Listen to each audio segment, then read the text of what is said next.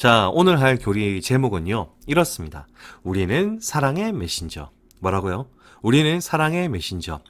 오늘은요, 주님 승천 대축일입니다. 예수님께서 제자들을 놔두시고 하늘로 올라가신 걸 기념하는 날인데, 그때 그냥 가시진 않거든요. 무언가를 이렇게 숙제도 주고 하고 가시는데, 그러다 보니 제목이 이렇습니다. 우리는 사랑의 메신저. 과연 예수님은 제자들에게 어떤 것을 남기고 가셨을까요? 자, 그걸 한번 기억해 보면서 오늘 교리 천천히 한번 따라가 보면 좋을 것 같습니다.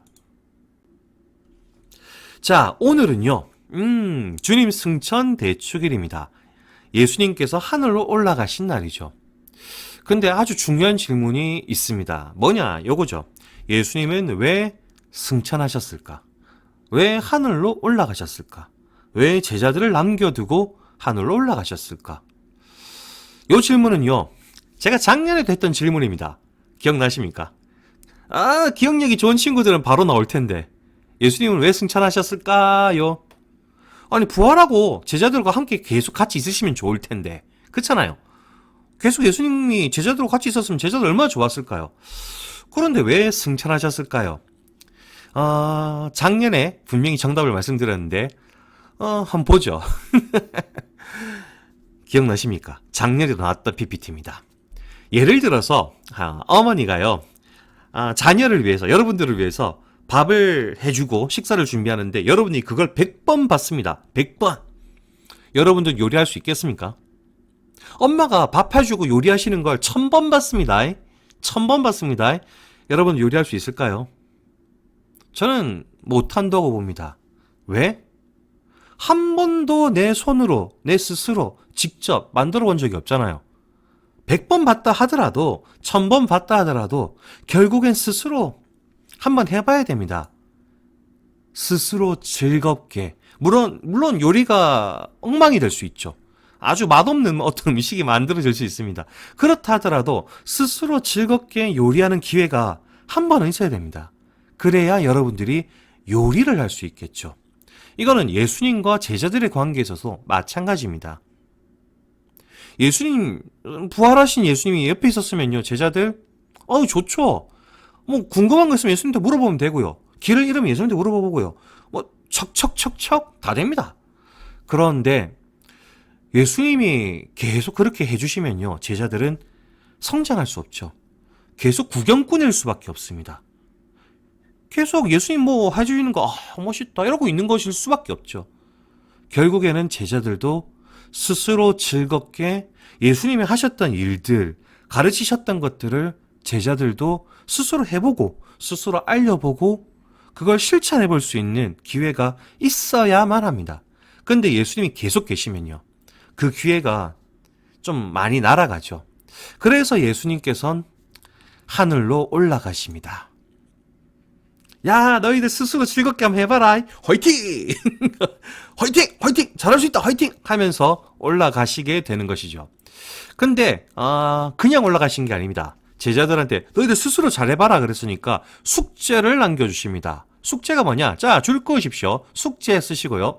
모든 사람에게 회개하고 죄를 용서받는 길을 전해주라고, 그들이 바로 예수님의 죽으심과 부활을 직접 본 증인이라고 말씀하세요. 이게 예수님 주신 숙제입니다. 모든 사람에게 회개하고 죄를 용서받는 길을 전해주라고, 그들이 바로 예수님의 죽으심과 부활을 직접 본 증인이라고 말씀해 주십니다. 이게 좀 쉽게 표현하면, 너희들 내가 죽는 거 부활한 거 봤잖아. 그리고 여기에 회개와 죄의 용서의 길이 있다는 거 너그 알지? 그거 알려라 라고 얘기합니다. 근데 말이 좀 어렵죠. 그래서 일단은 별표 치시고 이거 적어 놓으십시오. 이제부터 설명할 건데 일단 별표 치고 적으십시오. 예수님 숙제가 뭐냐? 이 다 하면 너무 어려우니까 요거 딱 적으십시오. 예수님이 부활하신 걸 알려라. 예수님이 부활했다는 걸 알려라. 하면서 올라가셨다. 별표 딱 치시고요.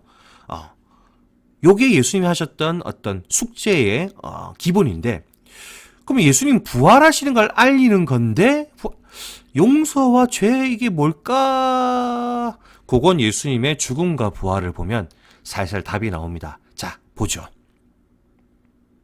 예수님께서는 사람들에게 참 좋은 일들을 많이 하셨습니다. 누군가가 아프면요, 기적이 나왔죠.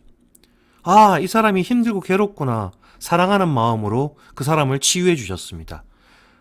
예수님은 기적의 사나이였던 거죠. 문제는 그겁니다.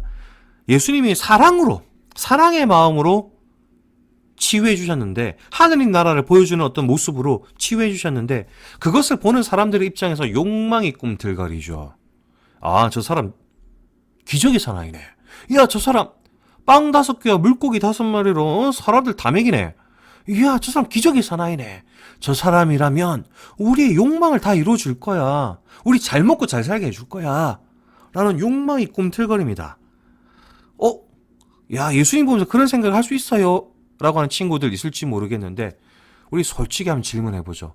여러분들 예수님한테 언제 가장 간절히 기도하나요?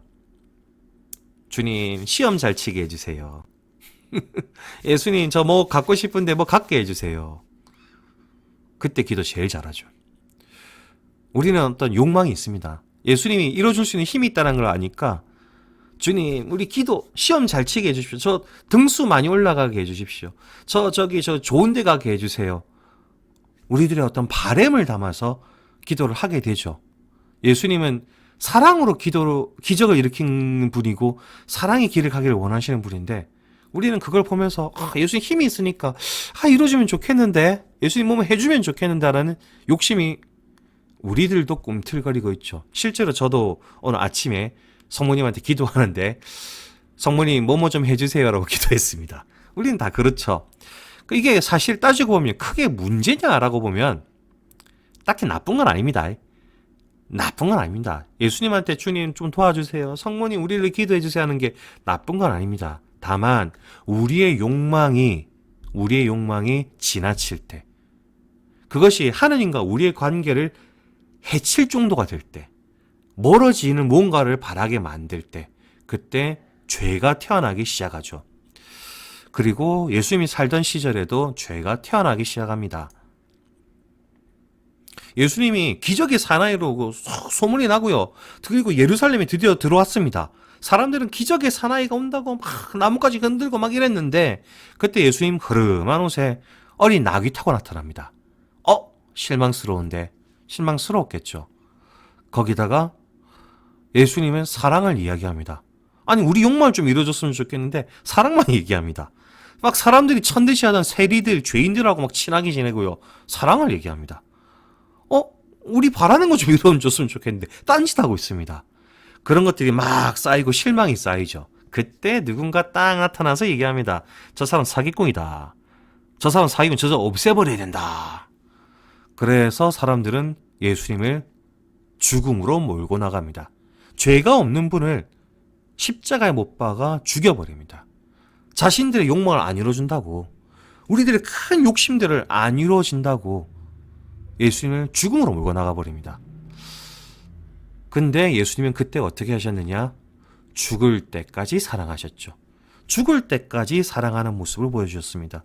아버지, 저들을 용서하십시오. 저들은 자기들이 무슨 죄를 지금 저지르고 있는지 모릅니다.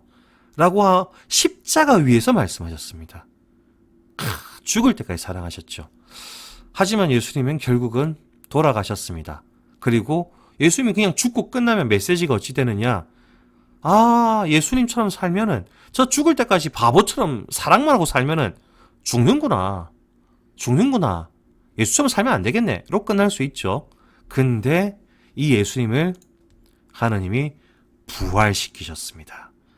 사람들이 예수님을 죽음으로 몰고 가는데, 자기들 욕망 안 이루어진다고, 자기들의 바램들, 욕심들 안 이루어진다고 죽음으로 몰고 나갔는데, 하느님이 살리셨습니다. 사람의 힘이 아니라 하느님이 예수님한테 승리를 보여주셨습니다. 그리고 메시지가 이렇게 되는 거죠. 예수님처럼 살면 부활하는구나. 죽을 때까지 사랑해도 되는구나. 죽을 때까지 사랑하면 바보 소리 들을 것 같은데, 사랑 자꾸 많이 하면은 약해 보이고 바보 이용당할 것 같은데, 속된 말로 호구 같아 보일 수 있지 않을까? 할 수 있는데 아니구나. 예수님처럼 살면 부활할 수 있구나라는 걸 사람들이 알게 되죠. 새로운 방향을 예수님 통해 보게 된 겁니다. 그리고 이제 사람들은 하느님과 조금 더 가깝게 갈 수 있게 되죠. 자신의 욕망 때문에 왜 안 이루어지는데, 이런 그것에서 벗어나서 조금 더 한 발 더 나가서 내가 사랑한다면, 사랑의 길을 간다면 하나님과 가까워질 수 있구나 하면서 가까워질 수 있는 길이 열립니다. 그래서 우리는 예수님이 부활하셨다라는 소식을 복음이라고 부릅니다. 복음. 많이 들어보셨죠? 한자로 기쁜 소식입니다. 기쁜 소식. 예수님 부활하셨다! 복음이다! 기쁜 소식이다! 왜 예수님 부활하셨다는 소식이 기쁜 소식이냐? 예수님처럼 살면 된다. 죽을 때에 사랑해도 마음껏 사랑해도 된다. 설령 세상이 그를 죽이더라도, 우리를 죽이더라도 하나님만은 그 사람 편이다라는 그 소식. 그러니 여러분은 이제 마음껏 사랑하셔도 됩니다. 얼마나 기쁜 소식입니까? 마음껏 사랑하십시오. 더 나아가서 예수님 부활해서 이런 것도 나옵니다. 예수님 부활하시고 난 다음에요, 예수님을 실망시켰던 제자들, 예수님께 등 돌렸던 사람들, 그 사람들이 회개하고 돌아오는 걸 받아주셨습니다. 예수님과 멀어졌던 사람들, 죽음이나 여러 가지 공포 때문에 멀어졌던 사람들, 혹은 귀찮거나 불편해서 무관심했던 사람들도 있겠죠. 그 사람들이 회개하고 예수님께 다가오자 예수님은 모두 용서하셨습니다. 예수님과 가깝게. 그러니 이것 또한 기쁜 소식이죠. 내가 이때까지 좀 잘못 살았지만, 좀 많이 부족했지만 회개만 한다면, 돌아온다면 예수님이 받아주시는구나.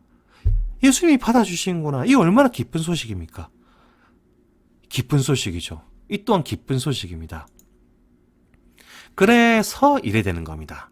모든 사람에게 예수님의 죽음과 부활을 알려라. 이게 왜 회개야 죄의 용서냐?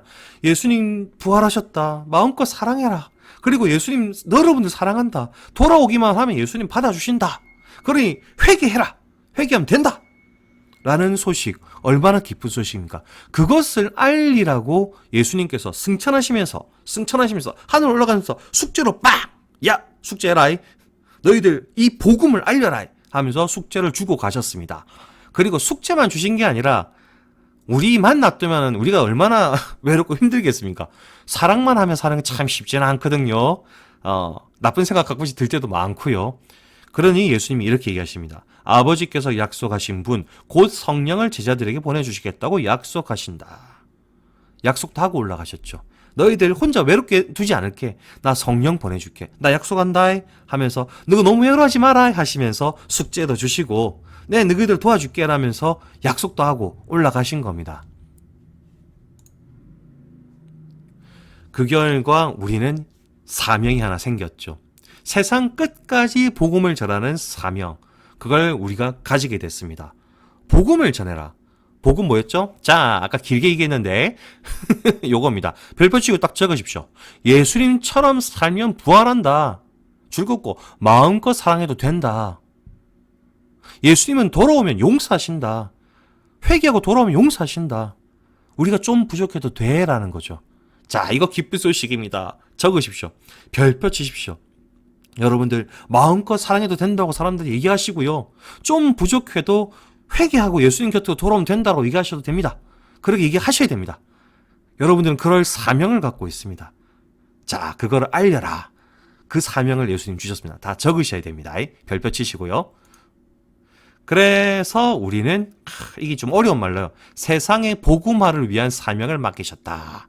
이 세상이 정말 기쁜 소식 안에서 서로 사랑하면서 그리고 좀 잘못하면 예수님께 돌아올 수 있도록 그런 세상이 되게 할 어떤 사명을 우리에게 주시면서 가셨다. 그리고 세상에 예수님의 사랑을 전하는 메신저가 우리들은 된 거죠. 바로 우리들은 사랑의 메신저가 된 겁니다. 그게 바로 오늘입니다. 주님 승천 되추길. 예수님이 승천하시면서 숙제를 주시고 성령을 약속하시고 해봐라 하고 가신 바로 오늘 우리는 사랑의 메신저로서 숙제를 받은 것이죠. 그런 의미에서 말씀 실천하기 참 여러 개 적혀 있습니다. 이것도 참 괜찮은 질문인 것 같습니다. 예수님을 따르는 제자들의 말과 행동은 어떻게 해야 할지 생각하고 적어보아요. 우리는 사랑의 메신저잖아요. 이제 사명을 갖고 있잖아요. 세상에 마음껏 사랑해도 된다. 좀 부족해도 된다라는 소리를 하러 나갈 사람들이잖아요. 그렇다면 우리들은 어떤 말을 해야 될까요? 그리고 어떤 행동을 해야 될까요? 아주 좋은 생각이죠. 좋은 고민입니다. 한번 적어보시면 좋겠습니다. 그리고 적어보고 또 친구들과 나눠보고 그리고 한번 실천해봤으면 좋겠습니다. 그러면 친구들 이번 한 주 사랑의 메신저답게 사랑을 전하면서 그리고 좀 부족해도 괜찮다라고 말을 하면서 한 주 보냈으면 좋겠습니다. 그럼 친구들 다음 주까지도 안녕.